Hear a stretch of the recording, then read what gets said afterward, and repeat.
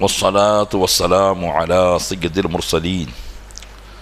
وعلى آله وأصحابه أجمعين أما بعد فأعوذ بالله من الشيطان الرجيم بسم الله الرحمن الرحيم إنا فتحنا لك فتحا مبينا صدق الله مولانا العظيم الصلاة والسلام عليك يا رسول الله وعلى آلك وأصحابك يا حبيب الله الصلاة والسلام عليك يا نبي الله وعلى آلك وأصحابك يا نور الله الحمدللہ عز وجل. بعد تراویح تاریخ اسلام کا عظیم باب غزوہ حدیبیہ کا بیان جاری و ساری ہے. سماعت فرمائیں. گزشتہ درس میں آپ حضرات نے یہ سماعت کیا تھا کہ حضور اکرم صلی اللہ علیہ وسلم نے مشرکین مکہ سے جو معاہدہ کیا تھا اس کی ایک شق یہ تھی کہ مکہ مکرمہ سے اگر کوئی مسلمان ہو کر اپنے گھر والوں کی اجازت لیے بغیر بھاگ کر مدینے آ جائے گا تو مسلمانوں پر یہ لازم ہوگا کہ وہ اسے واپس کر دیں، اور اگر مدینہ منورہ سے کوئی مسلمان ایمان سے پھر کر مکہ جاتا ہے تو مکہ والے اسے لوٹائیں گے نہیں. اسی شق کے تحت حضرت ابو بصیر رضی اللہ تعالیٰ عنہ جو کہ مکہ میں قید و بند کی زندگی گزار رہے تھے، جب واپس آئے تو حضور اکرم صلی اللہ علیہ وسلم نے انہیں واپس لوٹا دیا. لیکن جن لوگوں کے ساتھ وہ واپس گئے، حضرت ابو بصیر نے راستے میں ان کا کام تمام کیا اور حضور اکرم صلی اللہ علیہ وسلم کی بارگاہ میں آئے تو نبی کریم صلی اللہ علیہ وسلم نے پھر بھی انہیں اپنے پاس رکھنے سے منع کر دیا اور ارشاد فرمایا کہ ہم وعدے کی مخالفت نہیں کرتے اور عہد کو نہیں توڑتے ہیں، اس لیے تم یہاں سے چلے جاؤ، ہم تمہیں یہاں نہیں رکھ سکتے. مورخین بیان کرتے ہیں کہ حضرت ابو بصیر رضی اللہ تعالیٰ عنہ نہ مدینہ منورہ میں ٹھہرے نہ مکہ مکرمہ گئے، بلکہ سمندری راستے کے کنارے جو راستہ مکہ مکرمہ کے لیے ملک شام کو جاتا تھا، اس راستے پر ایک مقام تھا سیف البحر،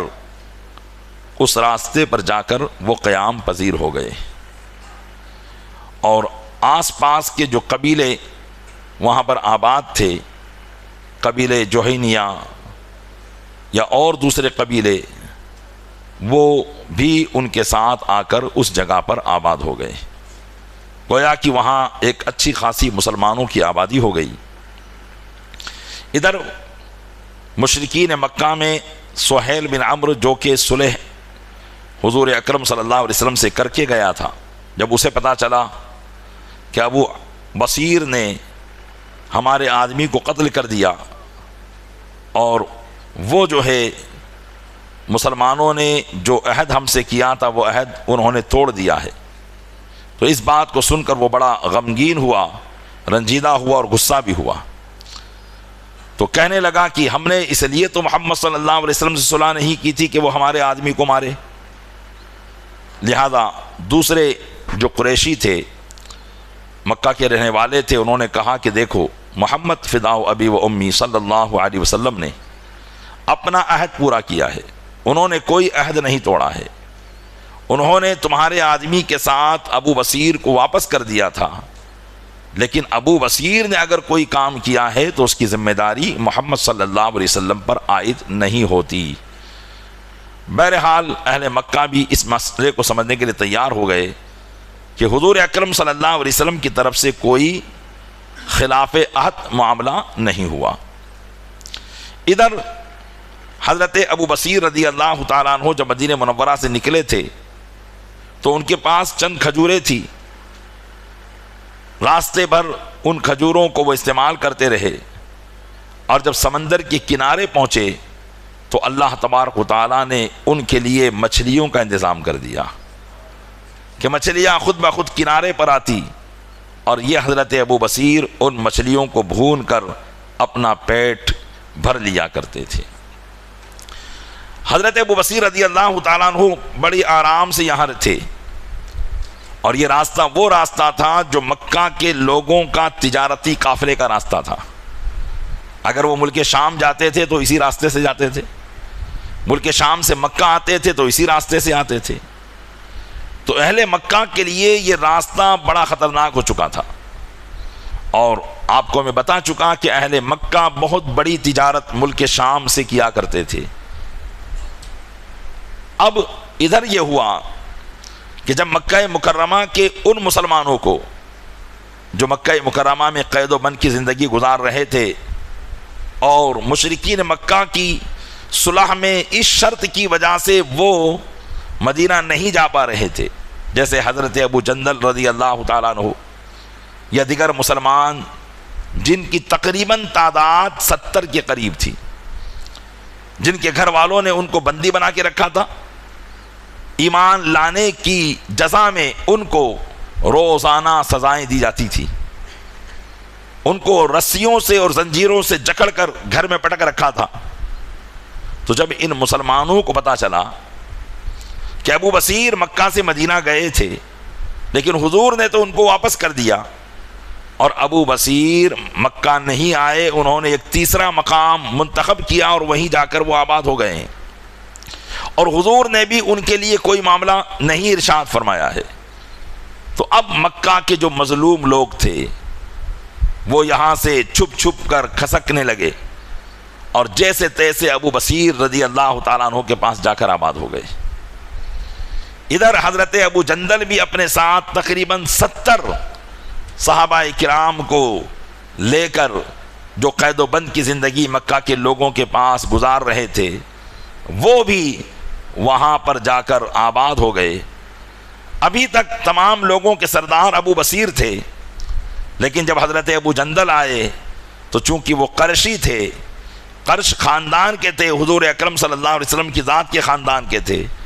اس لیے اب حضرت ابو جندل کو تمام لوگوں نے اپنا سردار تسلیم کر دیا۔ اب ارد گرد کے جو مسلمان علاقے تھے وہ بھی ان کے ساتھ جا کر مل گئے۔ اب اگر کوئی مکہ کا آدمی وہاں سے گزرتا، یہ اسے پکڑ کر قتل کر ڈالتے۔ اگر ان کا تجارتی قافلہ وہاں سے جاتا تو یہ تجارتی قافلے کو لوٹ لیا کرتے تھے۔ مکہ کے لوگوں کی ناک میں ان لوگوں نے دم کر دیا تھا، گویا کہ انہی کی جو شرط لگائی ہوئی تھی وہ شرط ان کے لیے خطرناک ثابت ہو رہی تھی، اس لیے کہ اگر ان صحابہ کرام کو یہ مدینہ منورہ چلے جانے دیتے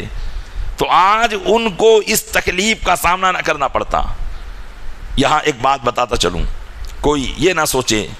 کہ معاذ اللہ رب العالمین صحابہ کرام کی ذوات بابرکات قافلے کو لوٹا کرتی تھی، تجارتی قافلوں کو برباد کر دیا کرتی تھی، تو یہ نہ سمجھے، اس لیے کہ یہ جن لوگوں کے تجارتی ساز و سامان تھے یہ وہ لوگ تھے جو انہیں ایمان لانے پر برسوں سے ان کو سزائیں دے رہے تھے۔ یہ ظالم تھے، اور ظالمین کا ساز و سامان اگر لوٹ لیا جائے ان کے ظلم کی سزا دینے کے لیے تو دنیا بھی اسے جرم قرار نہیں دیتی ہے۔ جیسے مثال کے طور پر ایک ملک دوسرے ملک کو سے اگر دشمنی ہو جاتی ہے اور ایک ملک دوسرے ملک پر اگر ظلم کرتا ہے تو مظلوم ملک والے بھی تو ظالم ملک والے کے کچھ نہ کچھ ساز و سامان کو برباد کرتے ہیں۔ اس بات کو آج کے زمانے میں سمجھانے کی ضرورت نہیں ہے، بہت ذہن سے قریب مثالیں ہمارے موجود ہیں۔ تو بس اسی طریقے سے صحابہ کرام علیہم الرضوان،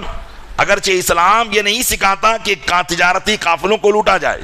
لیکن چونکہ یہ تجارتی قافلے ان ظالموں کے تھے جنہوں نے مسلمانوں کو جینا دو بھر کر رکھا تھا، بلا وجہ مسلمانوں کو پریشان کرتے تھے، اس لیے یہ صحابہ کرام ان کے تجارتی قافلوں کو لوٹ لیتے اور بہت آرام کے ساتھ وہاں پر زندگی گزار رہے تھے۔ روز مرہ کا ان کا یہ معاملہ ہو گیا تھا۔ اب اہل مکہ کے تو اوسان خطا ہو گئے، اب انہیں کچھ سمجھ نہیں پڑ رہی تھی کہ آخرکار کریں تو کیا کریں۔ محمد صلی اللہ علیہ وسلم نے تو اپنے عہد کو پورا کیا، انہوں نے تو ان لوگوں کو مدینے سے بھگا دیا ہے، لیکن اب یہ لوگ جو ہمارے تجارتی راستے پر جا کر بیٹھ گئے ہیں تو اس کا کیا نکالا جائے؟ الغرض جب ہر طریقے سے یہ پریشان ہوئے تو انہوں نے اپنے سردار ابو سفیان کو حضور اکرم صلی اللہ علیہ وسلم کے پاس بھیجا اور یہ کہا کہ ابو سفیان جاؤ، صلح نامہ کی جو یہ شک ہے اس شک کو ختم کر دو، ہم خود اس بات کو ختم کر دیں اور یہ کہہ دیں کہ اب جو مکہ سے مسلمان جائے گا محمد صلی اللہ علیہ وسلم ان کو اپنے پاس رکھیں گے۔ جو شرط مسلمانوں کی خلاف تھی اللہ تبارک و تعالیٰ نے چند ہی مہینوں کے اندر اسی شک کو مشرکین کے لیے خطرناک بنا دیا اور وہ خود سامنے سے اس شک کو ختم کرنے کے لیے تیار ہوئے۔ غرض کی ابو سفیان اپنے چند لوگوں کو لے کر حضور اکرم صلی اللہ علیہ وسلم کی بارگاہ میں حاضر ہوئے۔ ابھی یہ ایمان نہیں لائے تھے، یہ ایمان بعد میں لائے۔ حضور اکرم صلی اللہ علیہ وسلم کے ایک رشتے سے یہ سسر بھی ہوتے ہیں، حضرت ام حبیبہ رضی اللہ تعالیٰ عنہا ان کی صاحبزادی ہیں۔ اس وقت یہ مشرکین کے سردار سے ابو جہل کے بعد مکہ کے لوگوں نے انہی کو اپنا سردار بنایا تھا۔ تو بہرحال ابو سفیان گئے اور حضور اکرم صلی اللہ علیہ وسلم کی بارگاہ میں بڑی منت سماجت کرنے لگے اور بہت عز و نیاز کے ساتھ یہ کہا کہ محمد صلی اللہ علیہ وسلم آپ سے ہم نے جو شک رکھی تھی اس شک کو آپ ختم کر دیجئے اور ابو جندل اور ابو بصیر اور ان کے ساتھیوں کو اپنے پاس بلا لیجئے، ہمیں اب ان سے کوئی سروکار نہیں، اگر وہ مسلمان ہو کر آپ کے پاس رہتے ہیں تو ہمارے لیے کوئی مسئلہ نہیں ہے، ہم اس شک کو ختم کرتے ہیں اور جو بھی مسلمان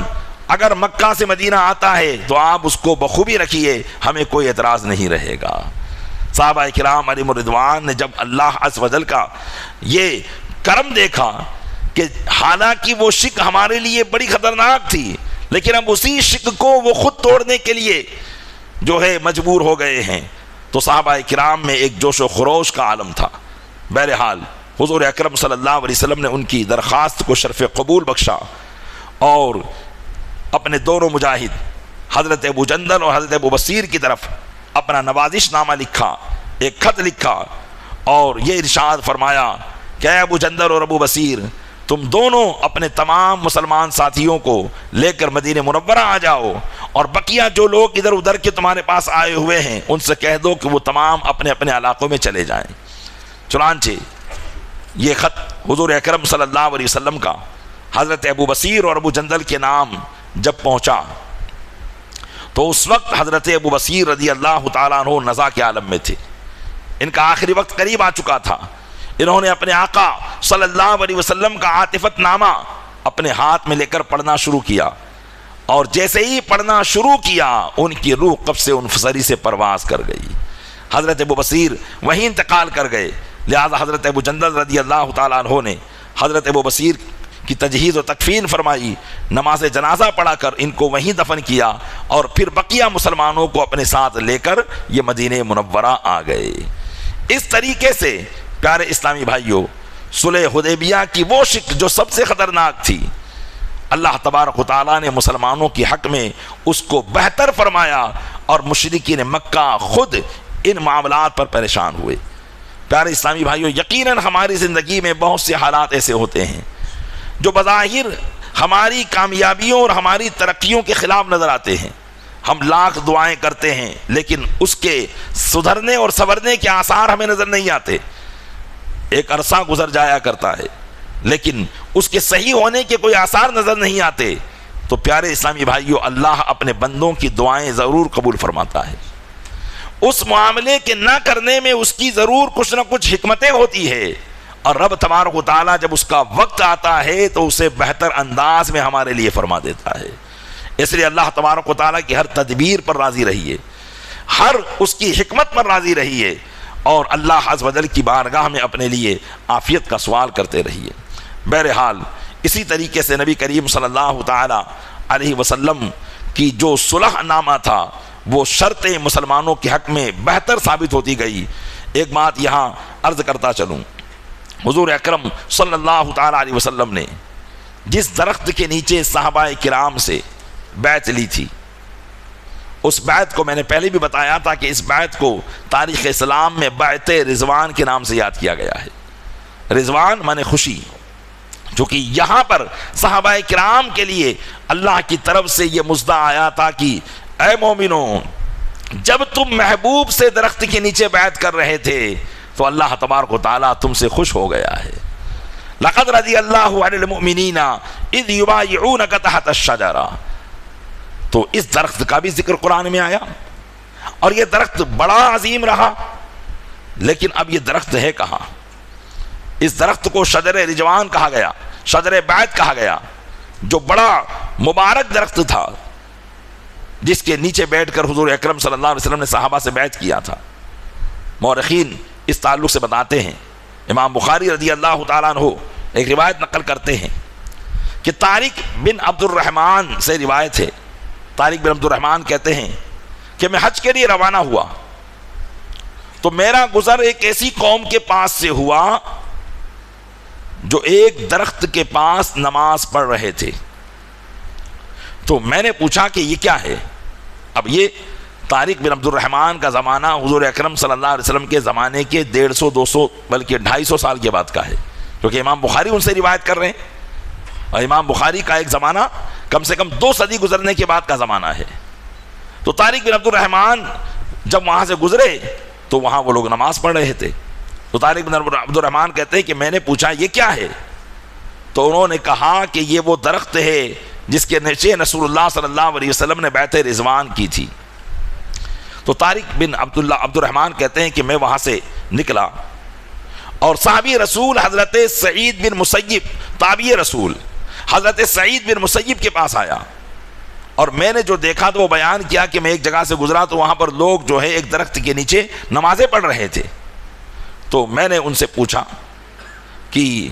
کیا یہ واقعی وہ درخت ہے؟ تو حضرت سعید بن مسیب نے اپنے والد سے روایت کر کے، حضرت مسیب جو صحابی رسول تھے،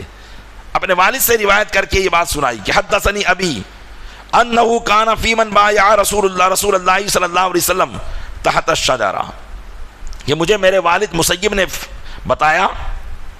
کہ ان کے والد ان لوگوں میں سے تھے جنہوں نے حضور اکرم صلی اللہ علیہ وسلم سے اس درخت کے نیچے بیعت کی تھی۔ حضرت مسیب رضی اللہ تعالیٰ عنہ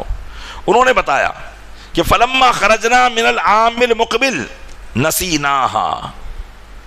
کہ جب ہم دوسرے سال وہاں سے نکلے،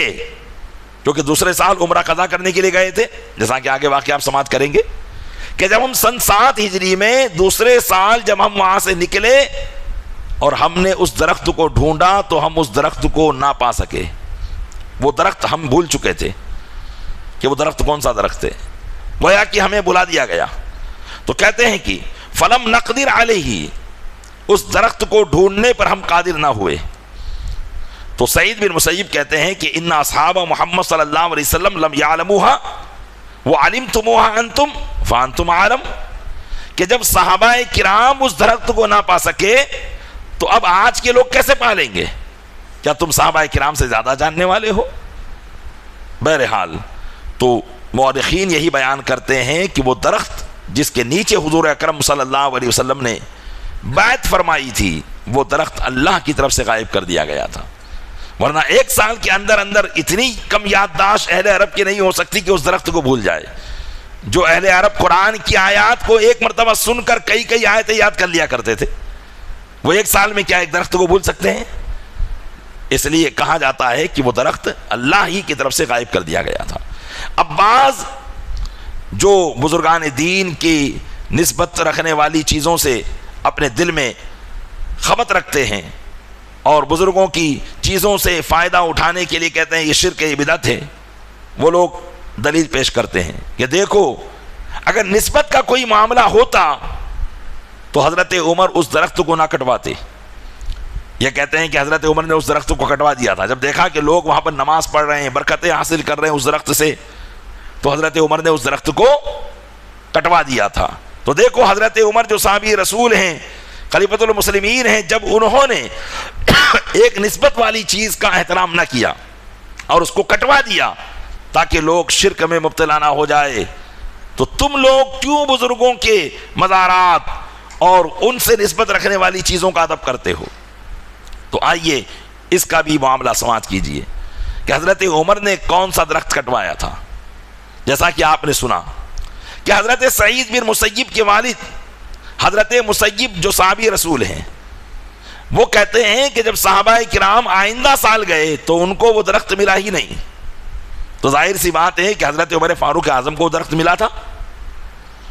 اگر حضرت عمر کو وہ درخت ملتا تو حضرت عمر رضی اللہ تعالیٰ عنہ لوگوں کو اسی وقت بتاتے، تو کسی کو بھی وہ درخت نہیں ملا تھا. لیکن بعد میں کچھ لوگوں نے اپنی اٹکل سے اسی علاقے میں کسی درخت کو خاص کر کے اس کو سمجھ لیا تھا کہ یہ شجر رضوان ہے، اور اس کے نیچے نماز پڑھنا شروع کر دیا تھا. تو جب حضرت عمر فاروق اعظم کے زمانے میں یہ معاملہ ہوا اور انہوں نے دیکھا کہ لوگ اس درخت کو سمجھ رہے ہیں، حالانکہ وہ درخت تو اللہ کی طرف سے غائب کر دیا گیا ہے، اور اسی درخت کو کوئی انجان درخت کو سمجھ رہے ہیں، تو حضرت عمر نے اس درخت کو کٹوایا تھا. ورنہ حضرت عمر فاروق اعظم کی ذات تو وہ ذات ہے جو رسول اکرم صلی اللہ علیہ وسلم کے موئے مبارک کو بھی سنبھال کر رکھا کرتے تھے، ان کے تبرکات کو سنبھال کر رکھا کرتے تھے. تو پھر وہ کیسے درخت کو کٹوا سکتے تھے جو درخت بیت رضوان کے ذریعے جو ہے جس کے نیچے بیت رضوان کیا گیا تھا. جیسا کہ روایتوں میں آتا ہے کہ ان عمر بن الخطاب رضی اللہ عنہ مر بذلك المقام بعد ذهاب الشجر فقال اين كانت فجعل بعضهم يقول ها هنا وبعضهم يقول ها هنا فلما كثر اختلافه قال سيروا وقد ذهبت الشجره. حضرت عمر رضی اللہ تعالیٰ عنہ جب اس جگہ سے گزرے جہاں سے وہ درخت غائب کر دیا گیا تھا تو آپ نے پوچھا وہ درخت کس جگہ تھا؟ تو کسی نے کہا کہ اس جگہ تھا، کسی نے کہا اس جگہ تھا، یعنی کوئی پرفیکٹ نہیں بتا پا رہا تھا. جب حضرت عمر رضی اللہ تعالیٰ عنہ نے درخت کے بارے میں لوگوں کا اختلاف دیکھا تو آپ نے فرمایا چلو آگے چلو، وہ درخت تو غائب کر دیا گیا ہے. تو حضرت عمر فاروق اعظم خود فرما رہے کہ وہ درخت غائب کر دیا گیا ہے.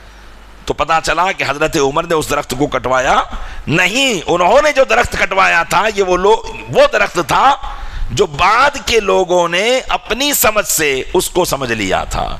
اس لیے حضرت عمر فاروق اعظم نے اس درخت کو کٹوا دیا تھا. ورنہ صحابہ کرام علیہم الرضوان نسبتوں کے قائل تھے،